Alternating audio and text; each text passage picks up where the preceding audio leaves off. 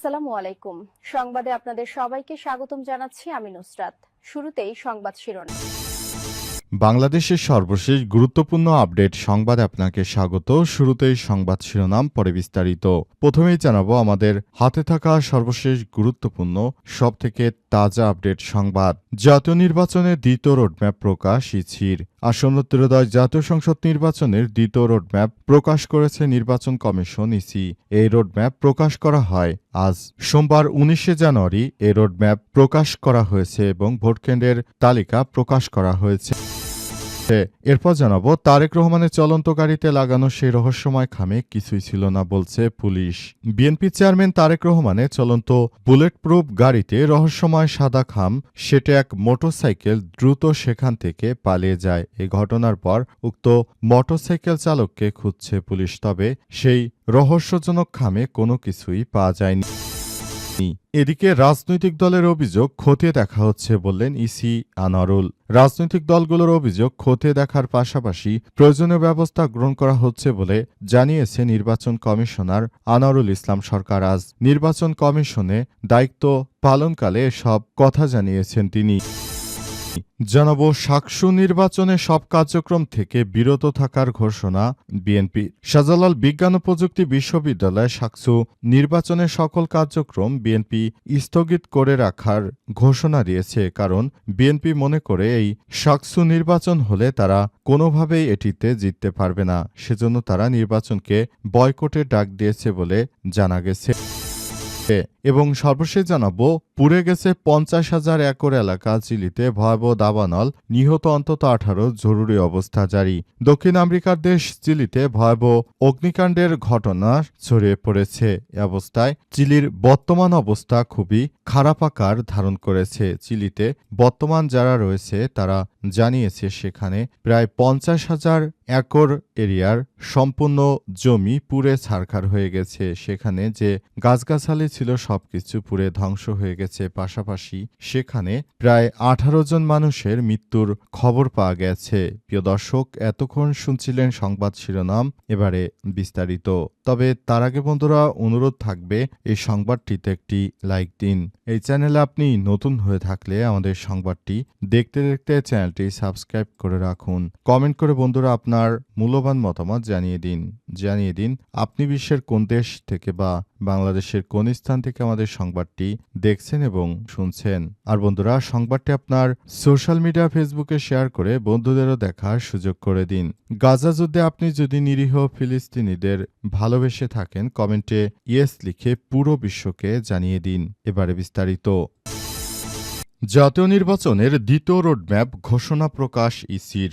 আসন্ন ত্রয়োদশ জাতীয় সংসদ নির্বাচনের দ্বিতীয় রোডম্যাপ প্রকাশ করেছে নির্বাচন কমিশন ইসি। এই রোডম্যাপ প্রকাশ করা হয়েছে মঙ্গলবার। ভোটকেন্দ্রের তালিকা প্রকাশ করা হয়েছে।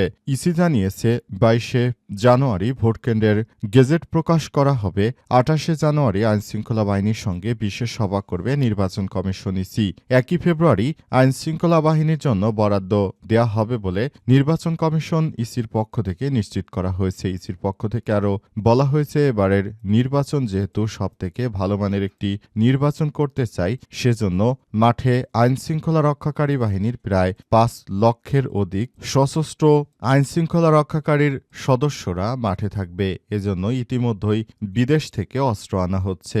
এই অস্ত্রই নির্বাচনী ডিউটির সময় আইনশৃঙ্খলা রক্ষাকারী বাহিনীর সদস্যরা তারা এই অস্ত্র ব্যবহার করবে যাতে করে কোনো বিশৃঙ্খল পরিস্থিতি তৈরি হতে না পারে। সেজন্য সবাই মিলে একটি সুষ্ঠু সুন্দর পরিবেশ গড়ে তোলার চেষ্টা করবে। পুরো বাংলাদেশ জানে এবার জাতীয় সংসদ নির্বাচন অত্যন্ত সুষ্ঠু সুন্দর পরিবেশে অনুষ্ঠিত হতে যাচ্ছে। সে অনুযায়ী আমরা এবার জাতীয় সংসদ নির্বাচনে ভোট দেব এবং এই ভোট দেওয়ার মাধ্যমে আগামী 5 বছরের জন্য একটি সরকার গঠন করা হবে। জামাত ইসলাম এই জাতীয় সংসদ নির্বাচনে অনেকটাই এগিয়ে রয়েছে। তাদের নতুন কর্মপদ্ধতির মধ্য দিয়ে পুরো বাংলাদেশটাকে তারা ভবিষ্যতের দিকে এগিয়ে নিয়ে যেতে চলেছে।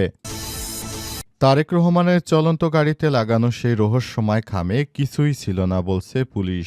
বিএনপি চেয়ারম্যান তারেক রহমানের চলন্ত বুলেট প্রুফ গাড়িতে রহস্যময় সাদা খাম সেটে এক মোটরসাইকেল চালক দ্রুত বেগে সেখান থেকে চলে যায়। গত বুধবার এই ঘটনা ঘটে। 5 দিন হয়ে গেলেও ওই মোটরসাইকেল চালককে এখনও শনাক্ত করতে পারেনি পুলিশের সদস্যরা। ঢাকা মহানগর পুলিশ ডিএমপির গুলশান থানার ভারপ্রাপ্ত কর্মকর্তা ওসি রাকিবুল ইসলাম গণমাধ্যমকে জানিয়েছেন, এই ঘটনায় বিএনপির পক্ষ থেকে আনুষ্ঠানিকভাবে কোনো অভিযোগ করা হয়নি, শুধু মৌখিকভাবে জানানো হয়েছে। ওসি বলেন, আমরা নিজ উদ্যোগে একটি সাধারণ ডায়েরি বা জিডি করেছি। ঘটনাস্থলের সিসিটিভি ফুটেজ সংগ্রহ করে বিশ্লেষণ করেছি, কিন্তু ফুটেজের ভিজুয়াল পরিষ্কার না থাকায় মোটরসাইকেলও চালককে শনাক্ত করতে পারছি না। তবে আমরা চেষ্টা করে যাচ্ছি। ওই খামে কি ছিল জানতে চাইলে পুলিশের কর্মকর্তারা বলেন, খাম আমাদের হাতে দেয়া হয়নি, তবে বিএনপি এবং তারেক রহমানের নিরাপত্তায় যারা নিয়োজিত তাদের পক্ষ থেকে জানানো হয়েছে খামের ভেতরে কোনো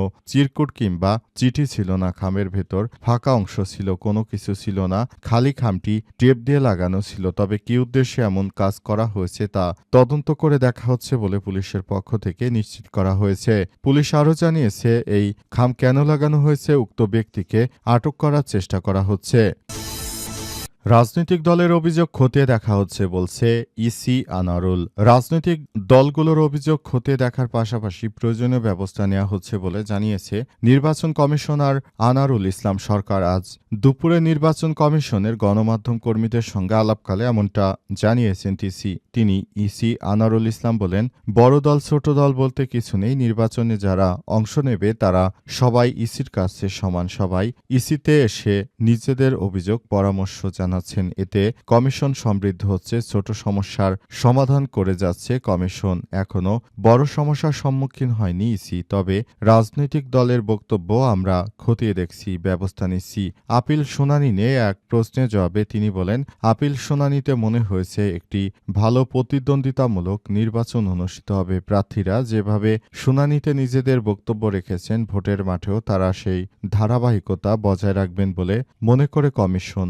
নির্বাচন কমিশনের উপর কোনো ধরনের চাপ আছে কিনা এমন প্রশ্নের জবাবে ইসি আনারুল ইসলাম বলেছেন, একটি কমিশনের একটিমাত্র জাতীয় নির্বাচন করার সুযোগ থাকে, দুইবার কোনো কমিশনই সুযোগ পায় না। কোনো কমিশন আগের নির্বাচনের অভিজ্ঞতা নিয়ে আসতে পারে না। তবে কমিশন একদমই কোনো চাপে নেই। সবাই যেটা বলছে আসলে সেটা প্রকৃতপক্ষে হচ্ছে না বলে মনে করা হচ্ছে।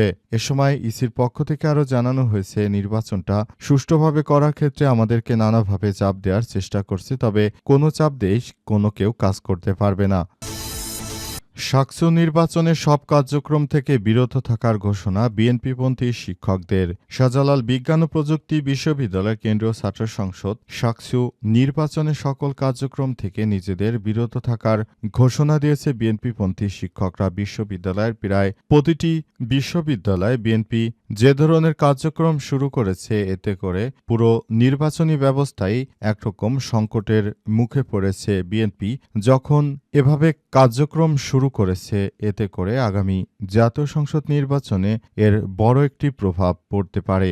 বিএনপির পক্ষ থেকে বারবার বলা হচ্ছে, এই বিষয়গুলো খুবই গুরুত্ব সহকারে দেখতে হবে, তা না হলে দেশের অভ্যন্তরে যে সমস্যাগুলো দেখাচ্ছিল সেগুলো আরও বড় আকার ধারণ করতে পারে। বিএনপি জাতীয় সংসদ নির্বাচনের আগে আর কোনো হার দেখতে চায় না, কিন্তু প্রতিটি বিশ্ববিদ্যালয় বিএনপির নেতাদের চরম ভরাডুবি হওয়ার মধ্য দিয়ে বিএনপি এগিয়ে চলেছে। তাদের এই ভরাডুবির পেছনে তাদের বিশ্ববিদ্যালয়ে ছাত্রদলের ব্যাপক ভূমিকা রয়েছে। বিশেষ করে তারা নারী শিক্ষার্থীদেরকে অনেক সময় যৌন হয়রানি করে থাকে। সব কারণে বিশ্ববিদ্যালয় আসলে কোনোভাবেই আবার আগের একটি ভয়ানক পরিবেশের মধ্যে ফেরত যেতে চায় না কেউই। তাই সবাই চাইছে এবার বিশ্ববিদ্যালয় যেন জামাতপন্থীরা সব জায়গায় জিততে পারে, সেটি সাধারণ মানুষের প্রত্যাশা। কারণ জামাতপন্থীদের হাতেই বাংলাদেশ নিরাপদ।